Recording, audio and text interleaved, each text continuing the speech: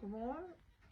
Tørklædesæsonen er ved at komme over os. Det er rygende koldt ude om morgenen, så jeg vil altså lige vise en masse af de lækre tørklæder, I kan købe her inde i butikken. Det her det er de lidt tykkere tørklæder. Det her det er en lækker viskose, 80% viskose og 20% len. Den findes i den her lidt sandede grå. Så findes den i den her varme orange og i den her lyserøde. Så har man, hvis man godt kan lide det er lidt varmere, så har vi en model med uld i også rigtig lækker, blød, virkelig fin efterårsfarver.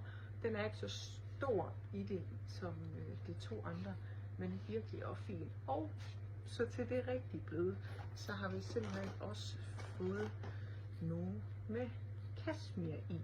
Det er altså 80% polyester og 20% kashmir, og de er sindssygt bløde. Min favorit er helt klart det her mega fine print. Nu skal vi se her. Mega fin, og jeg lover jer, den her den kan holde jer varm. Den findes også i blå. Den findes i en helt fin lilla her. Lysblå.